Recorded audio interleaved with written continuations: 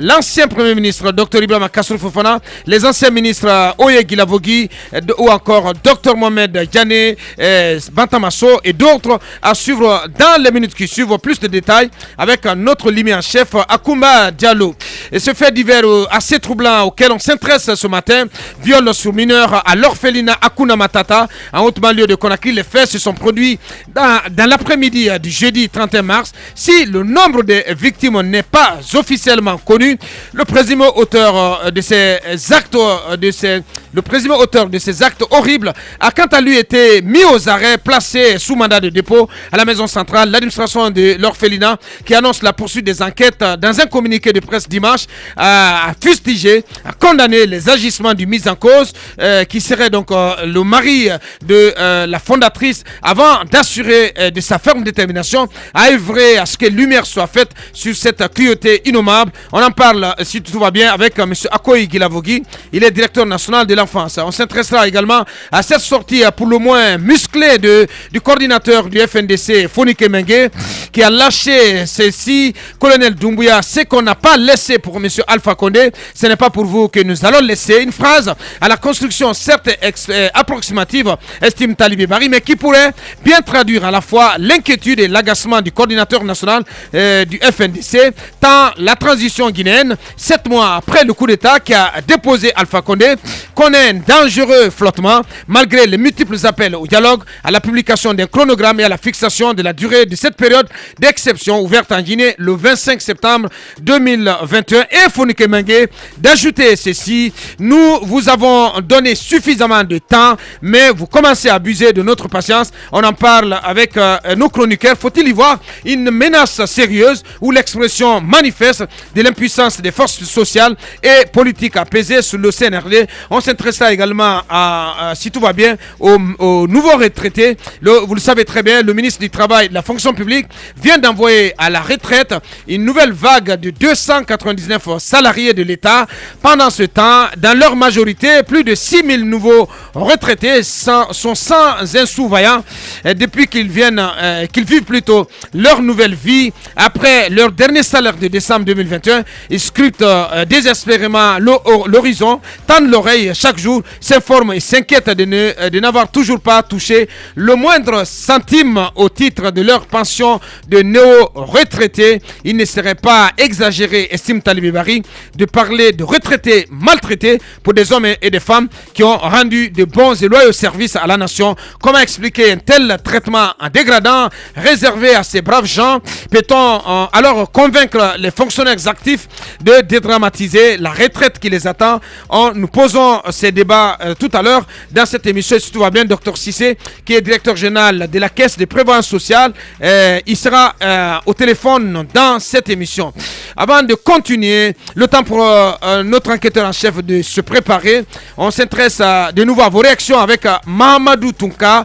On a besoin au minimum de 5 ans de gestion de ces jeunes militaires pour qu'ils cassent tout et enfin laisser le pays dans les mains des moins de 60 ans, estime Mahamadou Tunka. On reste sur la queue sélectionnée par Wally Design sur YouTube, de préférence. Mamadou Saliou Diallo, bonjour film et à toute l'équipe. Je vous souhaite bon ramadan à tous. C'est Saliou Sangaredi. Sur YouTube toujours, Habib Orekobiso qui nous écoute depuis Cancan. Salut Mirador. Quand la normale s'impose en norme, le sens n'est plus le sens. C'est ce qu'on assiste, c'est à quoi on assiste. On a plutôt assisté hier entre ces deux corps habillés, mais dites au JF, groupement des forces spéciales, peut-être j'essaie de comprendre qu'ils n'ont pas le monopole sur tous les autres. Omar Ba sur YouTube. Bonjour Abouakar, bonjour à toute l'équipe de films. Cette douleur est un outil de propagande organisateur pour les opposants du régime Alpha Condé. Pas d'autre, le peuple guinéen n'est pas dupe. CV chauffeur. Alpha Amadou Diallo sur YouTube. La CRIEF est une institution qui est créée juste pour nous divertir et permettre au CNRD d'exécuter son agenda caché. Sinon, comment ces dinosaures peuvent-ils échapper à la justice? On On enchaîne toujours avec ses auditeurs. Diallo Suleiman sur YouTube. Bonjour Abakar, le CNRD protège Alpha Condé de façon voilée. Il faut ramener le colis à tout prix pour qu'il réponde de ses actes. Kaba Saran Dak Kourouma sur YouTube toujours. Bonjour Mirador, merci au prof Alpha Condé et au gouvernement de la transition pour la matérialisation de l'héritage laissé par un autre bâtisseur. Notre région Zalikole dit bye bye à l'obscurité. On continue avec Diallo Suleiman. Bonjour Abakar à toute l'équipe. Dans un pays normal, Kassori Fofana et compagnie ne devraient même pas prendre la tête du RPG. Ibrahima Soriba sur YouTube pour terminer. Bonjour Minador. Aboubakar, il faut rappeler au CNRD et à son président qu'il ne leur reste que 10 mois à la tête du pays puisqu'ils ont déjà épuisé les 8 mois. J'enchaîne avec d'autres talibés si tu permets. On y va avec d'autres réactions avec Poulo Torolissa, le coordinateur des auditeurs de films. Bonjour Aboubakar, le père de la saison Anaconda, également chef d'état-major des médias guinéens. Merci, le viol est devenu récurrent dans notre pays, mais personnellement je dénonce cette faiblesse des autorités qui pour moi encouragent ce phénomène dans notre pays. Ça fait combien d'années qu'on parle de cette nuisible pratique en Guinée? C'est simple, tant que ceux qui aiment cette mauvaise pratique ne sont pas sévèrement sanctionnés, nous allons continuer à crier au viol en Guinée. Bon Ramadan à vous, mais surveillez les barils et mon ami Mohamed Kaba, sinon bonjour les dégâts. Allez, je continue avec Almami Diop du côté du MPDG. Bonjour le maestro, heureusement que ces anciens dignitaires du régime déchu sont convoqués par la CRIEF. On commençait à se demander pourquoi tous ces voleurs s'agiteraient dans tous les sens. Allez, c'est Almami Diop du côté du MPDG. Là, je suis obligé de m'arrêter là-dessus. Un dernier sur YouTube avec cette réaction de Komantindila qui nous écrit également. Bonjour Rodolphe, le chef suprême des médias. La voix des sans-voix s'élève à un réclamateur. La conjoncture infligée sur le bas peuple qui continue à souffrir et assujetti par rapport à la baisse des denrées de première nécessité en cette période de pénitence est un malaise indescriptible. Rappelez au gouvernement et aux opérateurs économiques sur cette démarche que cette démarche est un droit manifeste. Allez, Mirador, continue. Parce que notre El Capotiti, le père de la saison Anaconda, pense comme Salvador Dali qui a dit « La jalousie des autres peintres a toujours été le thermomètre de mon succès. Sur la route d'une révolution médiatique qui avait l'allure de la quadrature d'un cercle, FIM FM. Nous avons décidé de suivre notre route et de ne pas regarder derrière nous. FIM FM, l'assommoir de la concurrence. » Mirador, dossier d'enquête. La gestion publique sous les tropiques, ça sent les écuries d'Ogia. Nous remuons le couteau dans la matelote de la malgouvernance. L'heure de vérité a sonné. Bien, comme annoncé depuis le début de cette émission, ce lundi 4 avril, sous l'introduction du procureur spécial près la CRIEF, plusieurs anciens membres du gouvernement d'Alpha Condé vont renouer avec la direction des investigations judiciaires de la gendarmerie pour des faits présumés de corruption, de détournement, de blanchiment de capitaux, de vol et de complicité active dans la dilapidation des deniers publics. Et pour cette journée, sont attendus entre autres devant les enquêteurs pour une audition sur le fond avant leur renvoi devant la chambre de l'instruction de la Cour de répression des infractions économiques et financières, entre autres donc l'ancien Premier ministre Dr Ibrahima Kassori Fofana, les anciens ministres Oe Gilavogui, Dr Mohamed Diané ou encore Bantamasso. À présent donc la parole à notre enquêteur en chef, notre limi en chef, Akumba Diallo. Akumba, donc c'est une journée qui s'annonce chargée devant la direction des investigations judiciaires de la gendarmerie pour d'anciens hauts commis, d'anciens dignitaires du régime déchu d'Alpha Condé. Oui, Aboubakar, avant de parler de la journée d'aujourd'hui, permettez qu'on fasse un petit contexte, un retour en arrière. C'est que le 17 mars 2022, Monsieur le procureur spécial près la CRIEF a signé un réquisitoire,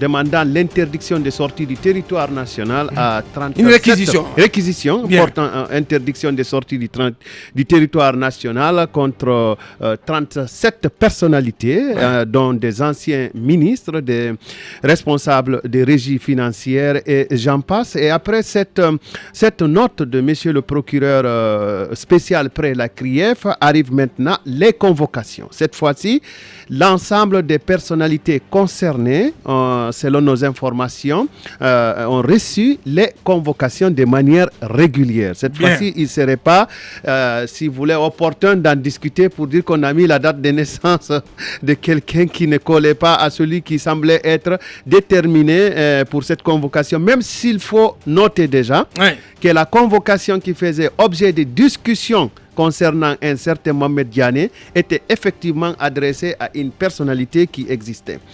Ceci est une précision, mais tous les anciens ministres ayant reçu leur convocation, mais chaque convocation porte une date spécifique. Pour la journée d'aujourd'hui, la gendarmerie entendra dans un premier temps M. Ibrahima Kassori Fofana, l'ancien premier ministre d'Alpha Condé, l'ancien premier ministre du dernier gouvernement d'Alpha Condé et président du RPG, de l'organe exécutif provisoire du RPG Arc-en-Ciel. Il sera entendu par la gendarmerie. On ne sait pas si il sera entendu sur le fond. Sur le fond, on ne sait pas si les résultats de cette audition vont l'amener à être déféré devant la CRIEF. Attendons la fin de la journée. Il y aura aussi, si vous voulez, M. Mohamed Diané, ancien ministre de la Défense, qui sera aussi entendu par la gendarmerie selon nos informations. Il y a ce ministre d'État des Affaires présidentielles. Oui, et il nous a été même confirmé et insisté là-dessus qu'il a parfaitement reçu la convocation en bonne et due forme. On ne sait pas si son audition permettra aux enquêteurs de le déférer courant cette soirée devant la CRIEF, devant la chambre d'instruction de la CRIEF. Et il y aura également M. Oye Gilavogui qui sera entendu. Vous avez déjà énoncé les motifs dans l'introduction, c'est pour ça que je ne reviens pas sur les accusations formulées. Il sera lui aussi entendu. On ne sait pas si le résultat de cette édition, donc les résultats de cette édition permettront de le déférer devant la chambre d'instruction, de l'instruction de la CRIEF. Et puis enfin, pour la journée d'aujourd'hui, il y aura M. Bantamasso. Monsieur Bantamasso aussi sera ancien ministre des Sports. Ancien ministre des Sports sera entendu sur le fond et on ne sait pas si les résultats qui seront obtenus permettront de déférer M. Bantamasso devant la chambre de l'instruction. L'instruction de la CRIEF. Donc pour la journée d'aujourd'hui sur laquelle nous allons nous concentrer et demander à toutes nos équipes d'ouvrir grandement les oreilles et les yeux vers la CRIEF pour savoir quels sont ceux qui seront probablement déférés ou quels sont ceux qui seront retenus au niveau de la gendarmerie ou quels sont ceux qui sortiront libres de leur mouvement. Ça serait important de surveiller cette journée d'aujourd'hui. Ce qui est clair, c'est sur quoi nos sources ont insisté, c'est que l'ensemble de ces personnalités concernées-là ont effectivement reçu leur convocation de manière régulière. Alors pour cette semaine, il se pourrait que les concernés pour la semaine soient entre autres Monsieur le Premier ministre Ibrahima Kassori Fofana, Monsieur Sanoussi Bantamasso, Monsieur Mohamed Diané, Monsieur Bourema Condé, Monsieur Damantan Kamara, Monsieur Mamadi Kamara, Monsieur Oye Gilavogui, Monsieur Ibrahima Kourma, Monsieur Ibrahima Khalil Kaba, et peut-être mon grand-père Diakaria Koulibaly, Tibou Kamara, Rémi Lama. Il semble qu'ils auront tous affaire cette semaine avec la direction des investigations de la gendarmerie. Mais est-ce qu'il y a un lien ils sont entendus pour des faits présumés, il faut le rappeler, de corruption, de détournement, de blanchiment de capitaux, de vol et de complicité active dans la dilapidation des deniers publics. C'est effectif. Est-ce qu'il y a un lien avec les dernières activités politiques au niveau du RPG Arc-en-Ciel? Est-ce que ça a dû provoquer, comme on dit, l'ire des nouvelles autorités? Rappelez-vous qu'ils étaient déjà convoqués avant que M. Kassori Fofana ne prenne la tête de l'organe exécutif provisoire du RPG Arc-en-Ciel.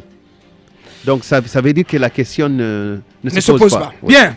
Mohamed Kaba, voilà, sur ces auditions qui sont attendues aujourd'hui devant la devant la direction centrale des investigations de la gendarmerie, avant éventuellement un renvoi de ces messieurs, de leur dossier devant la chambre de l'instruction de la CRIEF. Attendons de voir ce qui va se passer aujourd'hui au sein de cette direction centrale des investigations judiciaires et la suite à donner par la CRIEF. Moi je pense que ils vont pour défendre des dossiers. Lorsque vous avez géré, vous devez en principe répondre à certaines questions. Répondre de votre gestion. De votre gestion. Ce n'est pas votre personne qui est vue, mais c'est la gestion. Donc je crois que chacun va essayer de prendre de la hauteur et une grandeur d'esprit pour aller vraiment répondre aux questions des enquêteurs. Il n'y a pas péril à la demeure. Moi, je ne vois pas un aspect politique ou un acharnement désormais. Je pense qu'ils doivent répondre, c'est tout à fait normal. Et ceux qui s'en sortiront... Mais ça sent le roussi pour ces ça sent le roussi. Il y a une certaine opinion qui veut les voir aujourd'hui à la maison centrale. Et ce qui est très très déplorable, moi je ne veux pas cet oiseau de mauvaise augure. C'est ça, ils ont été les gestionnaires publics pendant 10 ans. Ils n'ont pas fait que du mal pour ce pays. Il y a eu des acquis. Même si aujourd'hui il y a certains qui veulent couper leur tête. Mais je pense qu'ils ne méritent pas cela. Ça me fait je suis vraiment, ça me fait mal d'entendre qu'ils passent régulièrement à la CREF ou à la gendarmerie nationale. Parce que d'aucuns ont laissé leur boulot à l'étranger pour venir servir la Guinée. D'aucuns ont fait seulement 6 mois, 1 an comme ministre. Il y a ces ministres comme ça, Madame Daffé par exemple a fait qu'une année. Son Konaté a fait que 6 mois, au moins une année. Mais vraiment, est-ce qu'on peut dire qu'ils doivent répondre? On peut tout gâter en 6 mois. Non, est-ce qu'on doit dire qu'ils doivent répondre des gestions de 2011 jusqu'à 2015? Non, vous avez bien dit, Mohamed. Vous n'allez pas vous contredire. Vous n'allez pas vous contredire ce matin. Vous avez bien dit que voilà, ils sont appelés pour défendre, pour être questionnés sur leur gestion. Alors, si vous avez une gestion de 6 mois, je ne vois pas comment on va vous poser des questions sur une gestion qui n'a pas été la vôtre, Mohamed. Soyons conséquents. Aux yeux de l'opinion, ils sont déjà coupables. Je vous dis que le nouveau principe en Guinée, c'est la présomption de culpabilité et non la présomption d'innocence. Non, je vous dis clairement. Parce qu'aujourd'hui, on ne voit pas le bagou ou le background de ces cadres. On voit seulement le sigle RPG parce qu'ils ont géré. Et derrière, on voit l'homme Alpha Condé. Et pour ceux qui n'ont pas aimé Alpha Condé, ils ne peuvent jamais aimer les ministres d'Alpha Condé. C'est ça la réalité, malheureusement. Dommage. Merci, aujourd'hui, messieurs les ministres, tenez bon, vous avez été les gestionnaires de la République. La prison, c'est l'exception. Mais aujourd'hui, on veut instaurer la prison comme la règle et comme le principe. Bien. Et quand on bouge à la CREF. Bien. Non, je pense que la CRIEF n'est pas l'organe que M. Mohamed Kaba est en train de décrire. Sinon, qui ne connaît pas que M. Tibou Kabara a été le collaborateur privilégié de M. Alpha Condé, conseiller spécial, ministre de la République. Mais il est allé combien de fois devant la gendarmerie et la CRIEF? Est-ce qu'il est en prison? Non. Voilà. Donc tous ceux qui sont convoqués, M. Ismaël était l'ordonnateur des ressources. Il a des problèmes de santé aussi. Non, l'ordonnateur des ressources ou l'ordonnateur principal, je n'en sais rien, mais il est un des ordonnateurs de la République en termes de ressources. Non, mais c'est le ministre des Finances qui est l'ordonnateur. Il y a 2 ordonnateurs.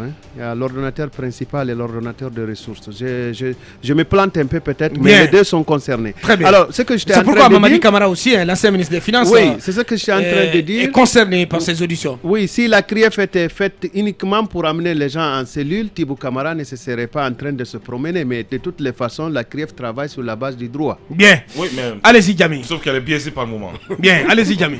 Ouais, depuis que moi j'ai vu que des matelas sont achetés pour envoyer à la maison centrale, je me dis non, que ça serait une institution. Ah, vous avez vu les matelas? Des matelas sont achetés en grand nombre pour la maison centrale. C'est pour vous dire, des matelas de quelle nous allons recevoir des nouveaux colis. Des matelas ça bouse. Non, des matelas ça bouge. De toute façon, c'est lui qui nous répétait de faire confiance à la justice. Format une place, comme les lits d'hôpital. Ça veut dire qu'ils vont recevoir des nouveaux colis. Bien, allez-y. Je disais juste que c'était Mohamed Kaba qui nous répétait tout le temps qu'il fallait faire confiance à la justice. On va faire confiance à la justice. Bien sûr. Et on en parlait il y a quelques jours dans un talk avec Emmanuel. C'est que quand moi j'ai vu ces anciens dignitaires du régime Alpha Condé carrément se battre pour la tête du RPG. Pour le RPG, je me disais que c'était pas intelligent. Ils auraient dû avoir de la retenue, rassembler des preuves de leur gestion, parce que c'était obligé, ils savaient c'était obligatoire qu'ils passent par là. Quelqu'un qui a géré forcément. Et Mohamed, c'est pas parce qu'ils y vont que tout le monde va répondre des 11 ans de Alpha Condé. Il y en a qui ont géré pendant 6 mois. On parlait de Adja Issa Tadafé et de Dr Zalikatou, je crois aussi. Qui n'ont pas fait moins d'un an. Chacun, c'est individuel. Chacun répondra de façon individuelle. Bien et c'est pas collectif. C'est pas collectif. C'est pas parce qu'ils ont appartenu au même gouvernement qu'il faudra que tout le monde réponde des actes de tout le gouvernement. Je pense que ça a appartenu, c'était du temps du 3e mandat où Kassori a répondu doublement oui pour tout son gouvernement. Ouais. On n'est pas dans le même cas de figure. On n'est pas dans le même cas de figure. Et il est important qu'ils répondent à cela, qu'ils répondent de leur gestion à la justice. Ouais. On a entendu à un moment qu'un ministre n'avait pas plus de 10 millions de salaire. Même s'il faut après compter les primes et tout ce qu'il y avait comme privilège. Mais le niveau de vie que certains d'entre eux menaient, c'est obligatoire qu'ils répondent de cela. Et les soupçons de biens à l'étranger. Absolument. Ou en Guinée. Il est obligatoire, mais il est encore important de laisser ce travail à la justice, que la CRIEF, enfin la gendarmerie et tout ce qui va s'en suivre, qu'ils fassent leur travail de façon indépendante. Et surtout que Mohamed Kaba et d'autres, à qui d'autres personnes qui les soutiennent ne pensent pas qu'il y a une présomption de culpabilité. Il n'y en a pas. Bien. On apprend qu'il y a une présomption d'innocence. Bien. Et jusqu'à preuve du contraire, on va s'en tenir à cela et attendre que les choses fonctionnent normalement. Bien, attendons de voir ce qu'il en sera. Allez-y, Talib. Vous savez, ces affaires-là doivent nous amener quand même à avoir une position républicaine, une position qui défende seulement les intérêts du pays. Et vous imaginez ces juges, ces magistrats, le procureur spécial et tous les autres. Derrière chaque poursuite se cache un risque d'échec. Ouais. Parce que le procureur ne peut pas, par simple plaisir, poursuivre. C'est lui qui a des éléments à charge, qui estime que Paul ou Pierre doit être traduit devant donc la CRIEF, jugé, et si sa culpabilité est établie, condamné. Ça veut dire que c'est le procureur lui-même joue sa crédibilité dans ses poursuites. C'est-à-dire que s'il trimballe 10 cadres et finalement, après tant d'efforts, tant de débats, un seul est condamné ou 2 sur les 10, c'est que ce n'est pas un bon procureur. C'est que c'est un procureur, disons, qui poursuit pour le plaisir de poursuivre. Donc ça veut dire que, comme Akomba l'a rappelé, c'est le 17 donc qu'il y a eu cette réquisition d'interdiction de sortie du territoire, mais avant, les mêmes Kassouri et autres avaient déjà pu être auditionnés au niveau de la gendarmerie. Ça veut dire que il y a de la suite dans la démarche de la CRIEF. Ils n'y vont pas justement à tue-tête, parce que un bon avocat viendrait démonter l'accusation du procureur devant la cour si jamais il y avait des procès au sujet de ces personnes-là. Donc c'est dire que la CRIEF elle-même joue sa crédibilité. On a vu ici comment les avocats de Dioma ont pu justement obtenir la condamnation de la démarche du procureur général, justement qui n'a pas respecté le principe de présomption d'innocence et qui a divulgué des informations secrètes au sujet de Dioma. Ça veut dire qu'aujourd'hui, ça ne peut pas se passer à la hussarde. On n'est plus en ces temps où la justice peut être menée par le bout du nez et prendre des décisions comme ça et de façon péremptoire. Alors c'est sans tenir compte. Cette époque elle est révolue. Parce que dans les affaires économiques et financières, ce sont les pièces justificatives qui marquent. Il faut des preuves matérielles qui prouvent que monsieur tel a fait ci, monsieur tel a fait un tel autre. Oui, mais en l'espèce, Talibé, parce qu'il faut quand même préciser cela, sauf si je m'abuse, en l'espèce, la preuve incombe à l'accusé, pas à l'accusateur. Il y a des faits pour lesquels l'accusé doit apporter des preuves. Quand vous êtes poursuivi, attention, la CENTIF ne poursuit pas. Attention, de la preuve. Non, la CENTIF ne poursuit pas. Elle ne poursuit pas, je sais. Quand vous êtes poursuivi pour enrichissement illicite, vous devez expliquer comment vous vous êtes enrichi. Bien sûr. Donc il y a des faits pour lesquels, justement, les personnes concernées doivent se défendre et apporter des preuves, justifier comment ils ont eu autant d'argent, autant de villas et autant de ceci ou de cela. Mais si ces personnes ont été attendues dans le fond. Oui, mais c'est ça qui va se passer aujourd'hui. On parle d'une audition. Souleymane Traoré n'a pas été entendu sur le fond. Non, attendez. Moussa Nabé n'a pas entendu sur le fond. Evelyn Massaré, ils sont en prison aujourd'hui. Non, attention. Non, c'est la même chose. Oui, je t'explique. Au niveau de la direction des investigations, ils seront entendus sur le fond. Mais, pour autant, ils devront également être entendus par la chambre de l'instruction, qui va leur donner la possibilité de se défendre à nouveau devant un pool de juges. Et si jamais ils étaient inculpés, ils ne sont pas d'accord, il y a la chambre de recours également, où ils peuvent justement aller se défendre et attaquer la décision de leur inculpation. Donc laissons la justice faire son travail. On ne doit, aucun innocent ne doit être condamnés au terme de cette procédure. Mais les coupables aussi doivent être connus, quitte à Ils doivent savoir répondre. quel est le traitement Doivent répondre de leurs actes. Bien, allez-y Mamadouri. Et tout gestionnaire public doit rendre compte de sa gestion. Forcément. D'où la culture de la redevabilité en démocratie et en bonne gouvernance. Maintenant, ce qui est positivement remarquable à la suite de ce que Akumba vient de dire, c'est que désormais, l'on respecte les procédures, parce qu'on l'a toujours dénoncé ici, c'est qu'il ne faut pas aller tomber à bras raccourcis sur des gens un bon matin et les envoyer mani militari à la gendarmerie ou à la CRIEF. S'il y a une procédure à respecter en la matière pour qu'ils viennent répondre aux questions, aux auditions, il fallait le faire. Maintenant que ça a commencé, cela est bien entendu salutaire. On va écouter les uns et les autres sur ce qu'ils ont pu faire durant leur gestion. Est-ce qu'ils sont coupables de tout ce qui leur a été reproché ou pas? Ils apporteront justement les preuves. Et je crois que Yami a dit tout à l'heure que politiquement, elle ne comprenait pas pourquoi, pendant qu'il y a ces menaces-là, ces accusations qui pesaient sur leur tête, ces messieurs se préoccupaient plutôt, si vous voulez, des postes qu'ils devaient occuper au RPG. Je pense que c'est politiquement stratégique, c'est sans doute pour se faire une sorte de bouclier politique, pour éviter justement qu'ils soient facilement, si vous voulez, interpellables. Sauf que, à mon sens, la CRIEF ne regarde pas ce bouclier-là pour eux, que vous soyez président de parti politique ou pas. Si on doit vous demander sur votre gestion, vous serez demandé. C'est par exemple le cas quand même de Selou Dalen Diallo et même d'autres avant dont les noms ont été cités dans des dossiers, alors qu'ils sont déjà à la tête de grands partis politiques. Pourvu que les procédures soient respectées, que les gens rendent compte de ce qu'ils ont fait durant leur gestion. Bien. Kumba, pour des précisions. Quelques petites précisions, des précisions légales. Sont réputés gestionnaires de fait tous les fonctionnaires ou agents qui auront détenu ou manipulé les fonds publics sans y avoir été habilités. Ensuite, l'exécution du budget de l'État est assurée dans sa phase administrative par des ordonnateurs principaux, secondaires et délégués. En matière de ressources, le ministre chargé des Finances est l'ordonnateur principal unique. Il peut toutefois déléguer cette fonction. En matière de dépenses, les ordonnateurs du budget de l'État sont les ministres et les hautes autorités responsables des institutions constitutionnelles. Ils peuvent déléguer formellement ce pouvoir à des agents soumis à leur autorité hiérarchique directe. Le ministre chargé du budget est l'ordonnateur principal des crédits globaux. Les gouverneurs de région, les préfets, les chefs de mission diplomatiques sont ordonnateurs secondaires pour les dépenses du budget national exécutées au niveau déconcentré respectivement à l'intérieur et à l'extérieur du pays. C'est juste pour dire en quoi monsieur le ministre du budget Diobaté était concerné par la procédure. Bien, même s'il faut peut-être aussi préciser qu'il était beaucoup plus concerné par l'affaire Nabaya Gate. Voilà, c'est important.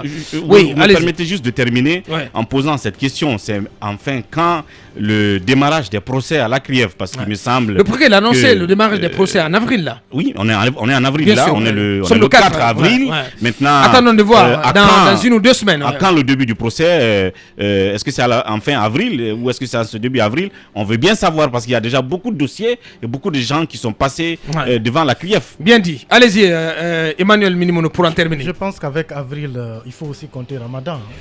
Bien sûr. Il faut compter Ramadan et carême. Et le temps de préparation. Il n'y a pas que des musulmans, il y a des chrétiens parmi eux. Il y a suffisamment d'alibis pour que ça ne démarre pas en avril. Mais ça nous a été annoncé pour avril.